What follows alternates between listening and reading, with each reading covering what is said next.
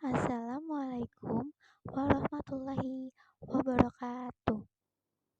Salam sejahtera bagi kita semua. Pada kesempatan kali ini, kita akan membahas salah satu topik penting dalam muamalah Islam, yaitu riba. Apa itu riba? Mengapa Islam melarangnya? Dan bagaimana solusi untuk menghindarinya? Secara bahasa, riba berarti tambahan atau kelebihan dalam konteks syariat Islam.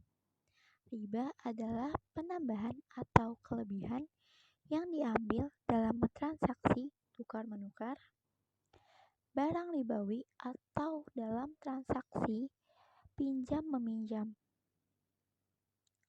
tanpa adanya imbalan yang sepadan atau tidak sesuai dengan kaidah syariah. Sederhananya, riba adalah pengambilan keuntungan secara tidak adil dari pinjaman uang atau transaksi sejenis. Riba memiliki banyak bentuk, namun yang paling umum adalah riba fadl dan riba nasi'ah. Riba fadl adalah kelebihan dalam pertukaran barang sejenis yang tidak setara, seperti menukar 1 kilogram beras bagus dengan 1,5 kilogram beras biasa. Sedangkan riba nasi'ah adalah tambahan yang diambil atas pinjaman karena penundaan pembayaran. Inilah yang sering kita kenal dengan bunga pinjaman. Dalil larangan riba dalam Al-Quran dan hadis. Larangan riba bukanlah tanpa alasan. Allah Subhanahu wa Ta'ala secara tegas melarang praktik riba dalam banyak ayat Al-Quran. Salah satunya di surat Al-Baqarah ayat 275 yang artinya orang-orang yang mengambil riba tidak dapat berdiri melainkan seperti berdirinya orang yang kemasukan syaitan lantaran tekanan penyakit gila. Keadaan mereka yang demikian itu adalah disebabkan mereka berpendapat sesungguhnya jual beli itu sama dengan riba. Padahal Allah telah menghalalkan jual beli dan mengharamkan riba. Ayat ini jelas menunjukkan perbedaan mendasar antara jual beli yang halal dan riba yang haram. Dalam ayat lain, Allah juga mengancam pelaku riba dengan perang dari Allah dan Rasul-Nya, seperti dalam Al-Baqarah ayat 279. Tidak hanya Al-Quran, banyak hadis Nabi Muhammad SAW juga mengutuk keras praktik riba. Nabi bersabda, Allah melaknat pemakan riba yang memberinya, penulisnya, dan kedua saksinya. Hadis riwayat Muslim. Ini menunjukkan betapa seriusnya dosa riba dalam Islam. Bahaya riba yaitu dampak negatifnya adalah mengapa Islam begitu keras melarang riba? Karena riba membawa banyak dampak negatif, baik bagi individu maupun masyarakat.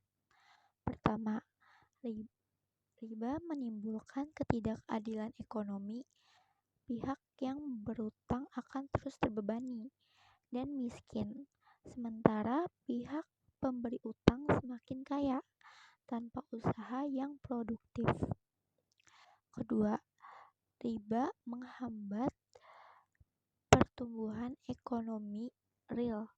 Dana justru berputar pada transaksi utang piutang yang tidak produktif, bukan untuk investasi pada sektor-sektor real yang menciptakan lapangan pekerjaan dan kesejahteraan. Ketiga, riba dapat memicu krisis ekonomi dan sosial karena menciptakan gelembung ekonomi dan memperlebar jurang kesenjangan antara si kaya dan si miskin. Dan keempat, secara spiritual, riba merusak keberkahan harta dan menjauhkan pelakunya dari ridho Allah. Solusinya yaitu adalah transaksi syariah. Lalu, bagaimana solusinya? Jika kita membutuhkan dana atau ingin berinvestasi, Islam menyediakan banyak alternatif transaksi syariah yang adil dan produktif. Contohnya adalah mudorabah, yaitu kerja sama bagi hasil antara pemilik modal dan pengelola usaha. Kedua, murabahah, yaitu jual beli barang dengan tambahan keuntungan yang disepakati di awal. Yang ketiga ada musyarakah, itu kerja sama usaha dengan bagi keuntungan dan kerugian sesuai porsi modal. Dan yang terakhir yaitu adalah ijarah, yaitu akad sewa menyewa. Semua transaksi ini berlandasan pada prinsip keadilan, transparansi, dan saling tolong menolong yang jauh dari unsur riba. Saat ini sudah banyak lembaga keuangan syariah seperti bank syariah atau koperasi syariah. Dan yang terakhir ada ijarah, yaitu akad sewa menyewa. Semua transaksi ini berlandaskan pada prinsip keadilan, transparansi, dan saling tolong menolong yang jauh dari unsur riba. Saat ini sudah banyak lembaga keuangan syariah seperti bank syariah atau koperasi syariah yang bisa menjadi pilihan. Mari kita pahami bahwa larangan riba bukanlah untuk mempersulit umat, melainkan untuk menciptakan sistem ekonomi yang lebih adil dan berkah dengan menjauhi riba dan beralih ke transaksi syariah. Kita tidak hanya menaati perintah Allah, tetapi juga berkontribusi pada terciptanya tatanan masyarakat yang lebih sejahtera dan makmur. Demikianlah penjelasan singkat mengenai riba, bahayanya, dan solusinya dalam Islam.